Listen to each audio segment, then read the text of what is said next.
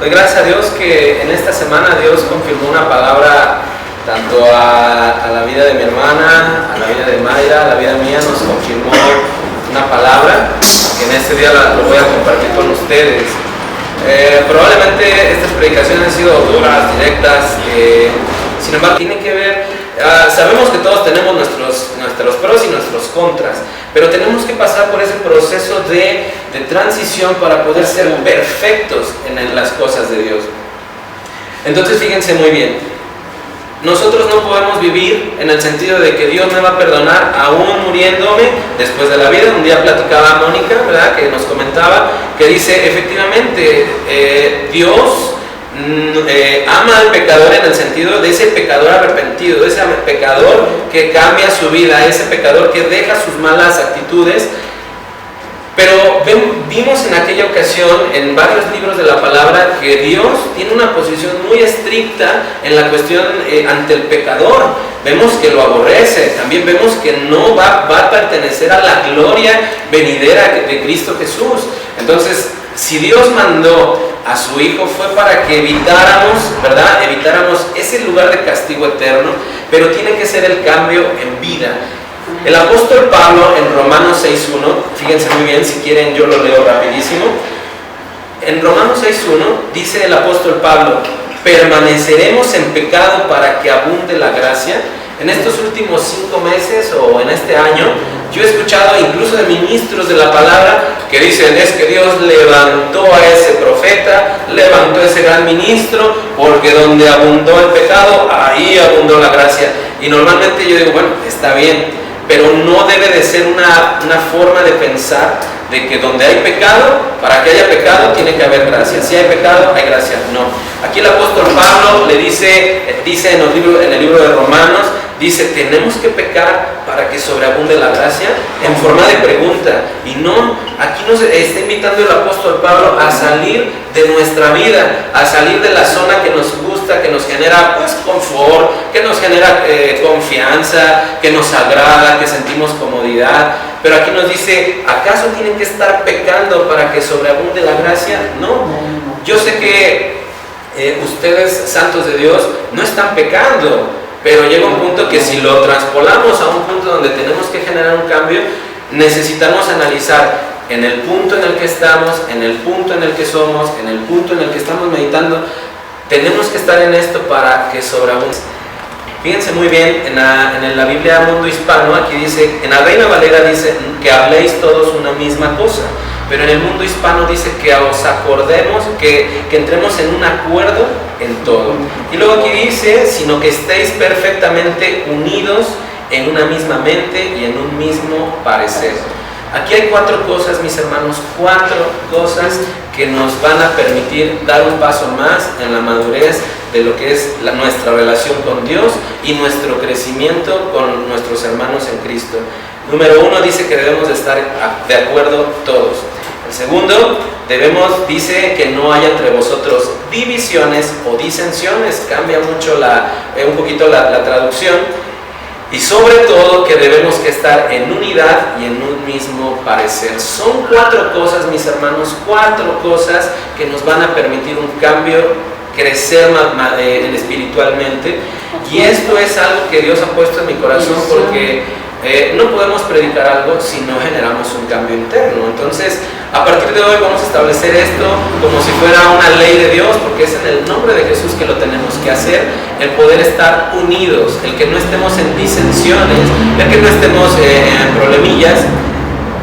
Para eso les voy a invitar a mis hermanos que me acompañen a Efesios 4:6. Efesios 4:6, con la ayuda de Dios vamos a leerlo.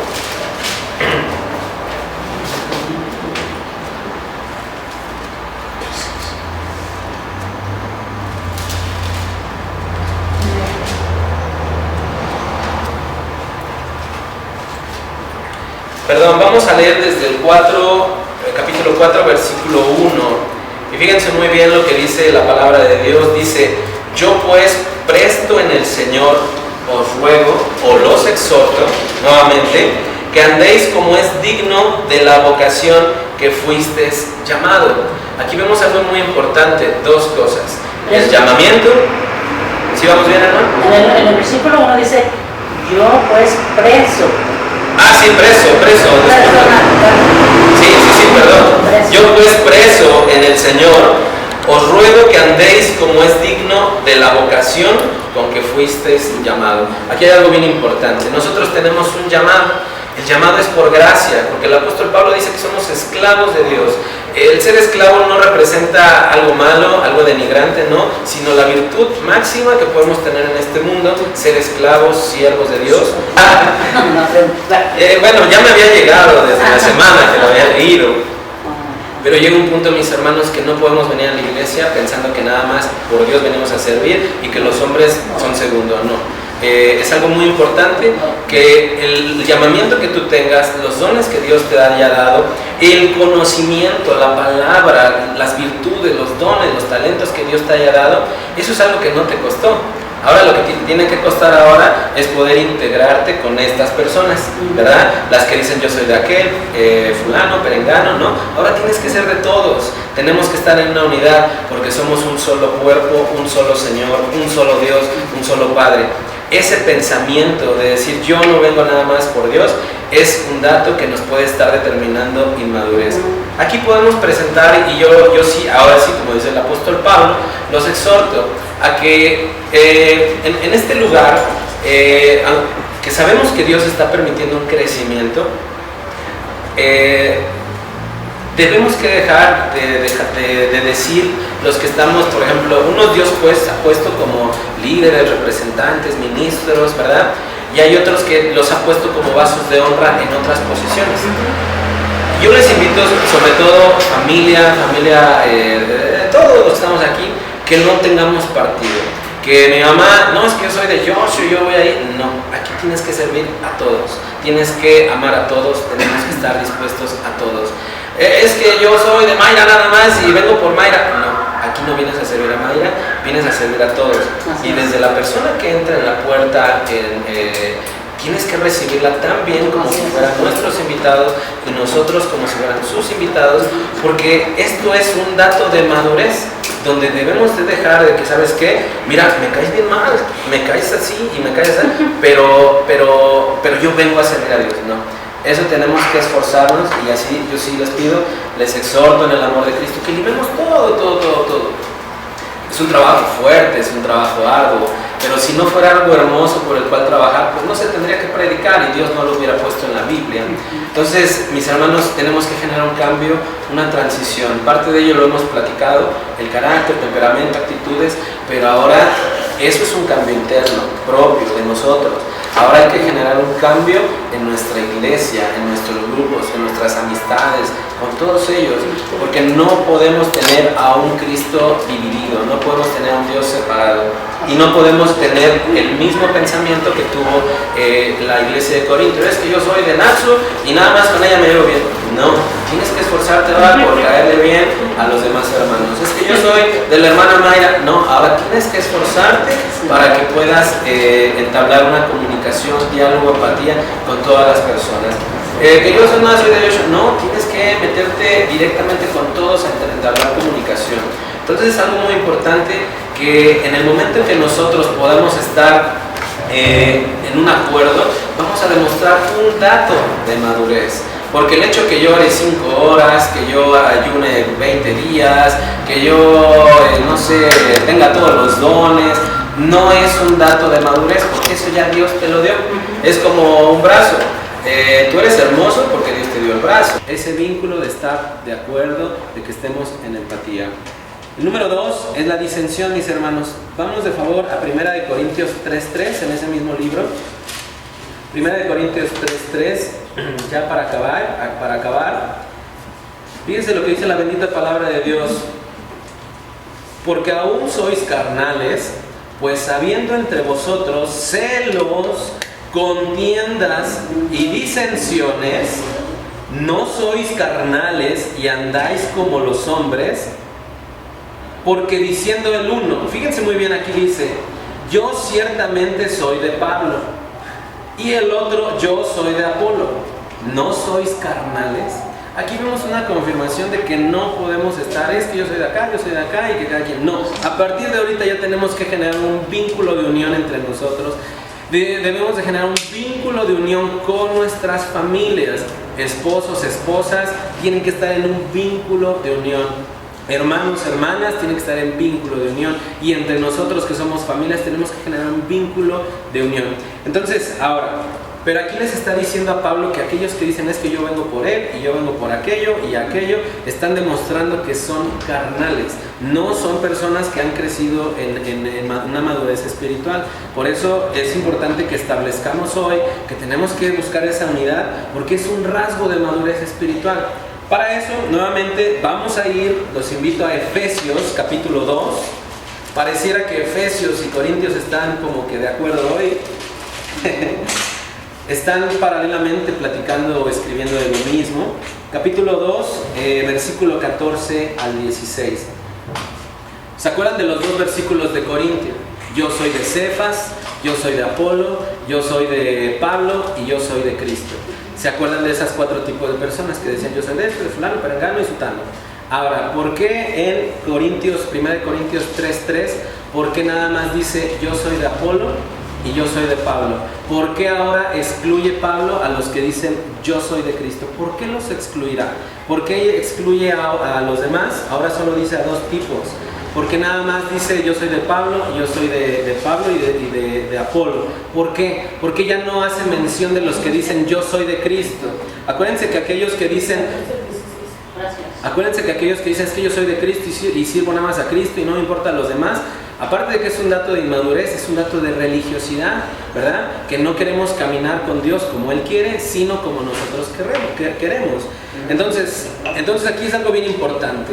¿Por qué excluye el apóstol Pablo a los que dicen yo soy de Cristo? ¿Por qué? Fíjense muy bien, porque la palabra de Dios dice, ok, si tú eres de Cristo, seguramente es porque has tenido más riqueza que todos, has tenido más riqueza en palabra, más riqueza en conocimiento. Cristo das testimonio de Cristo, los dones son manifestados en ti. Eran gente que normalmente yo creo veían al apóstol Pablo y decían, pues mira, yo predico mejor que el apóstol Pablo, mira, yo hago sanidades mejor que el apóstol Pablo, por eso yo no sigo a Pablo. Mejor yo prefiero seguir a Cristo porque Él es mi máxima autoridad. Entonces empezamos a ver riñas, empezamos a ver contiendas, disensiones, falta de acuerdo, desunidad. Pero aquí el apóstol Pablo habla muy específicamente para aquellos que son los que dicen yo soy de Cristo. Efesios capítulo 2, versículo 14 al 16. Fíjense muy bien lo que dice la palabra de Dios. Porque Él es nuestra paz, que de ambos pueblos hizo uno, derribando la pared intermedia de separación, aboliendo en su carne las enemistades. Aquellos que digan yo soy de Cristo es porque en verdad se han fusionado en el bautismo del cuerpo de Cristo y han muerto con ellos todo lo que es las enemistades. Por eso el apóstol Pablo, aquellos que dicen de Cristo y no actúan como tal, están cayendo en una religiosidad, porque aquellos que son de Cristo tienen que matar en carne las enemistades. La ley de los mandamientos expresados en ordenanzas para crear en sí mismo de los dos uno solo y un nuevo hombre haciendo la paz. Fíjense muy bien, mis hermanos, para los que decimos yo soy de Cristo, tenemos que quitar de nosotros las enemistades. Tenemos que generar vínculos de paz y mediante la cruz reconciliar con Dios a ambos en un solo cuerpo, matando en ellas las enemistades. Un dato de autoridad es la sujeción a todos los ministerios que Dios ha puesto, mis hermanos.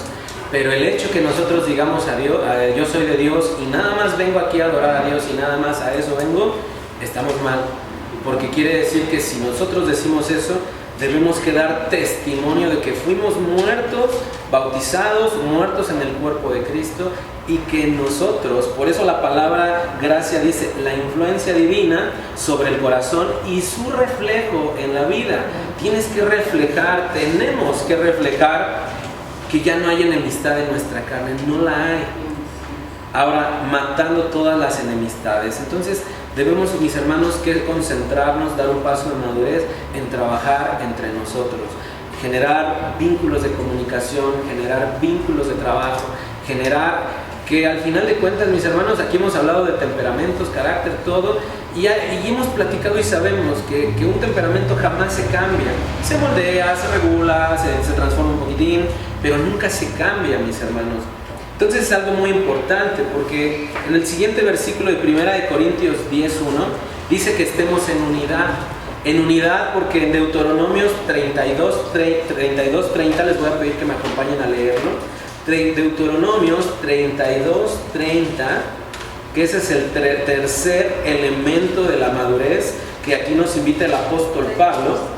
Bueno, nos invita Dios a través del apóstol Pablo a tener en nuestras vidas. Y fíjese lo que dice Deuteronomios 32:30. ¿Cómo podría perseguir 1 a 1000? Fíjese muy bien, ¿cómo podría perseguir 1 a 1000 y 2 hacer huir a 10,000? Si su roca no los hubiese vendido o entregado y Jehová no los hubiera entregado. Fíjense muy bien, la forma en que Jehová trabaja es a través de la unidad. Pero cuando somos uno, es más trabajo. Pero cuando somos dos, o somos tres, o somos cuatro, trabajando en unidad, es más, sin esfuerzo, podemos hacer huir a 10,000. Más del 100%, más del 1000% podemos ahorrarnos en trabajo, en esfuerzo, cuando trabajamos en unidad, mis hermanos. Y el último punto que habla 1 Corintios 1:10, ya vimos que el primero es estar de acuerdo. El segundo, evitemos disensiones, contiendas. El tercero es estar en unidad. Y el cuarto, estar en un mismo parecer. Ayer que yo estaba leyendo y dije, ¿qué será estar en un mismo parecer? Pues hay de dos cosas, me parece o no me parece, me gusta o no me gusta. Es ahí donde entra un choque bien importante, ¿no? Porque hay cosas que no nos gustan y hay cosas que sí nos gustan y se genera un efecto contrario en las otras personas. Es aquí donde yo platicaba el día de ayer con mi hermana y Mayra, donde yo les decía que Dios me ha permitido estar completamente seguro de que los temperamentos que todos tenemos, probablemente sea un poco más lento el cambio, porque es algo con el que nacimos y de repente uno lo quiere cambiar así de volada rápido. No, es un temperamento con el que nacimos, con los que fuimos crecidos, fuimos educados, enseñados. Es más difícil, creo yo, no para Dios, para nosotros, generar un cambio en nuestro temperamento. Probablemente el temperamento enojón no se lleve con un temperamento sensible, probablemente un temperamento alegre no se lleve con el temperamento serio, probablemente el introvertido no se lleve con el extrovertido, probablemente estén en contrariedad. Cada uno tiene su temperamento, cada uno tiene su carácter, cada uno tiene su personalidad, pero Dios me ha permitido estar confiado en que son en las actitudes en donde se llega el acuerdo. Tú serás tal y yo seré fulano y perengano y tendré mis peores características, pero en las actitudes tuyas y en las actitudes mías es donde llegamos a la unión, en la actitud. Porque si yo me espero, yo me espero a que mi carácter cambie, me voy a tardar como un buen rato, ¿no? Yo sé que Dios hace maravillas, hace milagros. Pero imagínense, pongamos un ejemplo, que yo cambie de aquí a 4 años o de aquí a 1 año, cualquiera de los dos. Yo no puedo ir por la vida lastimando, agrediendo, ofendiendo a la gente. Entonces, de aquí a 1 año yo no puedo andarme llevando con la escoba a todos y llevándome los trocides. No, o sea, no. Ni tampoco ustedes hacia nosotros, no. Pero es ahí donde sí podemos cambiar de una manera rápida nuestras actitudes. Tenemos que cambiar nuestras actitudes.